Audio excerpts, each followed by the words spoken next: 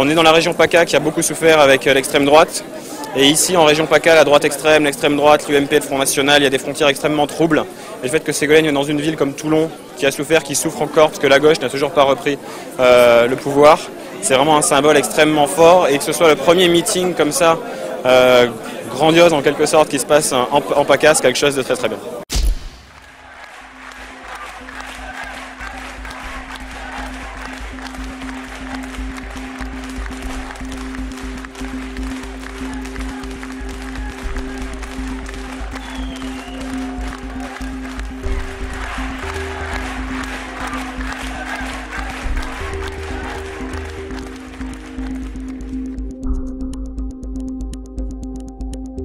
Je crois qu'on n'a pas à s'inquiéter des attaques de la droite, parce que je pense que la droite n'a pas l'habitude de la démocratie participative. Quand on voit comment leur candidat a été désigné, effectivement une candidate qui vient et qui dit « je ne sais pas tout sur tout, j'ai besoin des citoyens experts de leur quotidien », ben effectivement c'est une démarche originale et moi je comprends que ça puisse susciter un certain nombre d'interrogations de la part de la droite.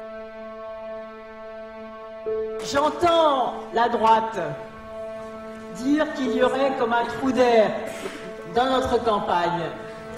Moi, ce que je vois ce soir, surtout, c'est un souffle d'air extraordinaire qui va nous porter vers la victoire de 2007. Avec vous, je suis en train de construire mon projet présidentiel pour mieux répondre aux inquiétudes et aux attentes des Français, pour en finir avec ce gâchis humain et ces énergies entravées qui minent le moral des Français. C'est ainsi qu'en 1000 lieux et même plus, dans les grandes villes comme dans les petites communes du milieu rural, nous faisons une chose dont beaucoup avaient perdu l'habitude et dont d'autres n'ont jamais eu l'expérience. Nous nous écoutons, nous nous parlons, nous bâtissons, nous construisons un diagnostic partagé des difficultés que vivent les Français pour parler juste et ensuite pour agir juste. Et en premier lieu, à l'égard de toutes celles et tous ceux qui, comme Arthur Rimbaud à 17 ans, peuvent aujourd'hui pousser ce cri « Je suis jeune, alors qu'on me tende la main ». Un renouveau et puis une jeunesse, c'est ça qui est important. Et il faut croire aussi que sa politique, elle va porter confiance au peuple, elle va redonner confiance au peuple, et le peuple va se retrouver sur son dynamisme et retrouver le moral. Parce qu'en ce moment, ils ont tous le moral à zéro depuis que la droite est au pouvoir. Les Français en ont assez des discours politiques de mensonges tenus au plus haut niveau, de ceux qui sont au pouvoir et qui promettent demain ce qu'ils ne font pas aujourd'hui alors qu'ils en ont la responsabilité. Ça, c'est un déni de démocratie. Et puis, il y a aussi la vérité des mots et des concepts. Et lorsqu'ils ne correspondent à rien, ou lorsqu'ils ne recouvrent pas la vérité, alors ils ne tiennent pas la distance. Et c'est pourquoi la droite ne parle plus de rupture. Forcément, par définition, le candidat de droite et le candidat sortant, il est celui de la continuité. La rupture, c'est la gauche qui l'incarne. Le changement profond, c'est la gauche qui l'incarne. Et c'est pourquoi, en écoutant les Français, on met les mots justes sur la réalité. On ne peut pas raconter d'histoire. On ne peut pas s'attribuer des valeurs auxquelles on ne correspond pas. Parce que j'écoute les Français, que je prends ce temps et que je le prendrai comme je l'ai décidé, je suis aussi la candidate de la vérité, de la parole, parce que cette parole, c'est la vôtre. Elle a des idées qui sont nouvelles, elle a du caractère. J'ai un peu suivi sa biographie sur Internet. Je pense que c'est une femme qui peut amener un renouveau et une sécurité par rapport à la sécurité de droite, qui sera une sécurité de gauche.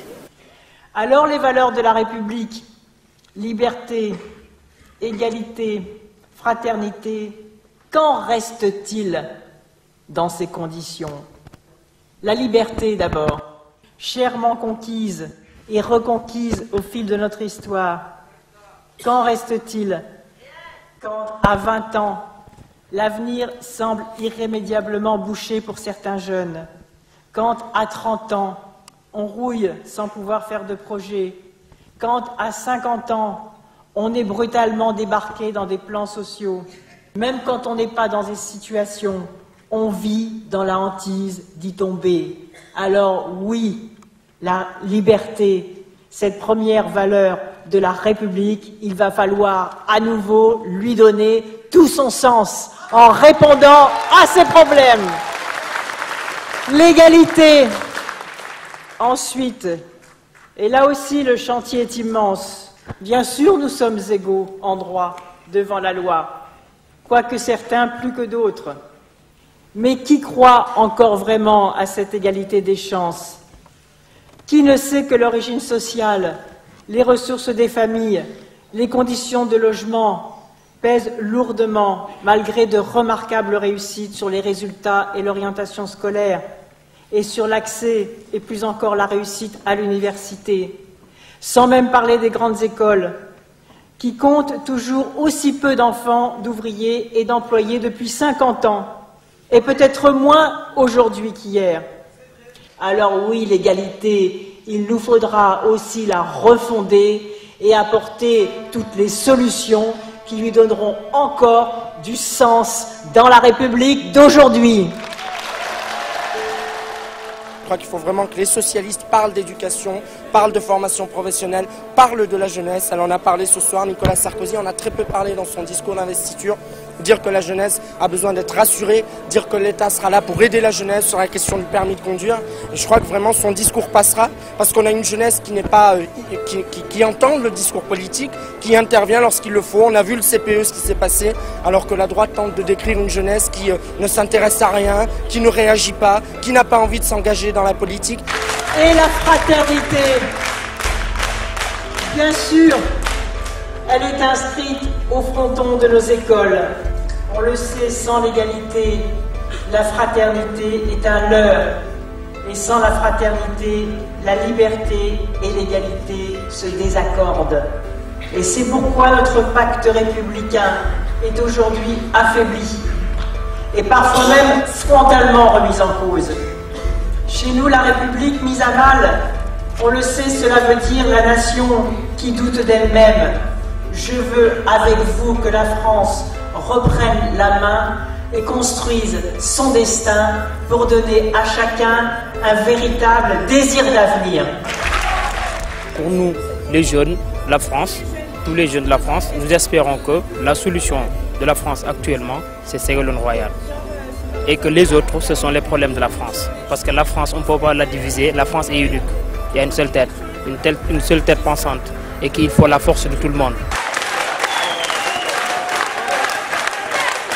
Il est temps, en particulier, de redonner au travail toute sa valeur. Car ce qui a détruit la valeur travail, c'est la droite par la précarité généralisée.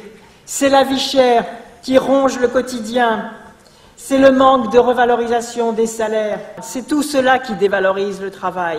Alors moi, je crois que tout se tient et que la France peut se retirer vers le haut si nous réinstallons des sécurités durables et si nous considérons que c'est bien la sécurité au travail qui fait aussi l'efficacité sociale et la performance économique et environnementale. Nous avons en effet les talents, les atouts, mais ceux-ci sont trop bridés de rigidité, de fragilité et d'insécurité. Je veux une France affranchie des bureaucraties tatillonnes et qui saisisse toutes ses chances. Une France forte de sa culture, savante et populaire, qui ne considère pas ses artistes comme un supplément d'âme facultatif, mais comme une partie intégrante d'une créativité collective qui redonne à notre pays une fierté sans arrogance et ce goût des autres qui est le propre d'une nation assurée d'elle-même. Je veux une France qui reconnaisse comme ses enfants légitimes tous ceux dont les familles sont venues d'ailleurs et qui sont aujourd'hui des Français à part entière, quoique toujours au but, aux discriminations. Je leur dis du fond du cœur, la France a besoin de vous parce que vous êtes une chance pour le pays. Vous n'êtes pas un problème, vous êtes une grande partie de la solution. Alors oui, les idées peuvent devenir des batailles, elles doivent même le devenir. Et celle que je vous propose pour la République a déjà commencé et c'est ensemble que nous allons la gagner.